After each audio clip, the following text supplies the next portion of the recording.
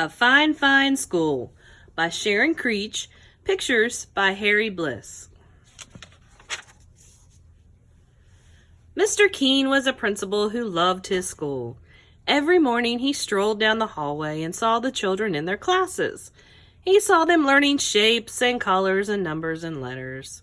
He saw them reading and writing and drawing and painting, and he saw them making dinosaurs and forts and pyramids. "Oh," he would say, "aren't these fine children? Aren't these fine teachers? Isn't this a fine, fine school?"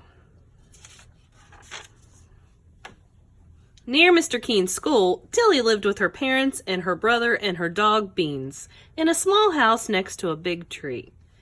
On Mondays and Tuesdays and Wednesdays and Thursdays and Fridays, Tillie went off to school. At school, Tillie learned her shapes and colors and numbers and letters, and sometimes when she saw Mr. Keene standing in the hallway, he waved. "Aren't these fine children?" he said to himself. "Aren't these fine teachers? Isn't this a fine, fine school?" On the weekends, Saturday and Sunday, Tillie climbed her favorite tree and she took Beans on walks and threw him sticks. "Let go now, Beans." And she pushed her brother on a swing and tried to teach him how to skip. Be one with the skip. But on Mondays and Tuesdays and Wednesdays and Thursdays and Fridays, Tillie went off to school. Beans and her brother did not like to see her go. "Hurry, hurry, hurry home," her brother called. One day, Mr. Keene called all the students and teachers together and said, "This is such a fine, fine school. I love this school. Let's have more school. From now on, let's have school on Saturdays too."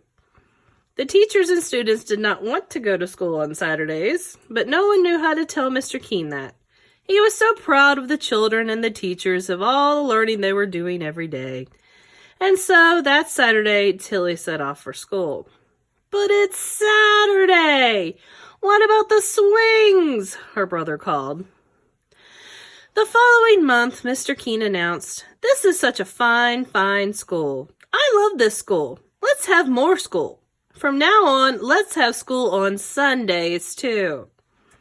The teachers and the students did not want to go to school on Sundays, but no one knew how to tell Mr. Keene that. He was so proud of the children and the teachers, of all the learning they were doing every day. And so that Sunday, Tillie set off for school. "But it's Sunday! What about the skipping?" her brother called. The following month, Mr. Keene called everybody together again and said, "This is such a fine, fine school. I love this school. Let's have more school. From now on, let's have school in the summer too. All summer long, every single day." "How much we will learn," he said. "We can learn everything. We will learn all about numbers and letters, colors and shapes, the Romans and the Egyptians and the Greeks.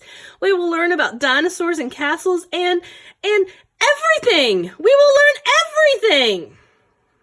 The teachers and the students did not want to go to school on Saturdays and Sundays and holidays and all summer long, every single day. But no one knew how to tell Mr. Keene that. He was so proud of the children and the teachers and all the learning they were doing every day. And so on the first day of summer, Tillie set off for school. "But it's summer! What about summer?" her brother called. And that day, Tillie went to see Mr. Keene. She stood in his office in front of his desk. "What a fine, fine school this is," Mr. Keene said. "What amazing things everyone is learning." "Yes," Tillie said, "we certainly are learning some amazing things." "A fine, fine school," Mr. Keene said. "But," Tillie said, "not everyone is learning." "What?" Mr. Keene said. He looked very worried. Who isn't learning? Tell me, and I will see that they learn." "My dog Beans hasn't learned how to sit," Tillie said, "and he hasn't learned how to jump over the creek." "Oh," Mr. Keene said, "and my little brother hasn't learned how to swing or skip." "Oh," Mr. Keene said, "and she said. "But you go to school," Mr. Keene said, "to our fine, fine school." "True," Tillie said, But I haven't learned how to climb very high in my tree, and I haven't learned how to sit in my tree for a whole hour." "Oh," Mr. Keene said. That day, Mr. Keene walked up and down the halls looking at the children and the teachers. Up and down he walked. Up and down, up and down.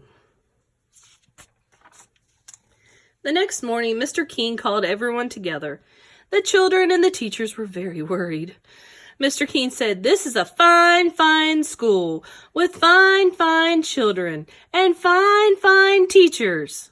But not everyone is learning." The children and teachers were very, very worried. Mr. Keene said, "There are dogs who need to learn how to sit and how to jump creeks." What did he mean? Was he going to make their dogs come to school? "There are little brothers and sisters who need to learn how to swing and how to skip." What did he mean? Was he going to make their younger brothers and sisters come to school too? The children and the teachers were very, very, very worried. "And you, all of you, children and teachers, you need to learn how to climb a tree and sit in it for an hour," Mr. Keene said. The children and the teachers were very worried. "And so from now on, we will not have school on Saturdays or Sundays or in the summer." A huge, enormous, roaring cheer soared up to the ceiling and floated out the window so that everyone in the town heard the fine, fine children and the fine, fine teachers shout, "Fine, fine, fine!"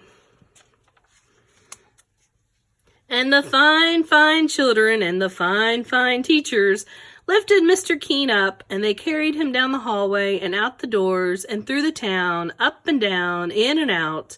And everywhere they went, the people said, "What a fine, fine school with such fine, fine teachers and fine, fine children and a fine, fine principal."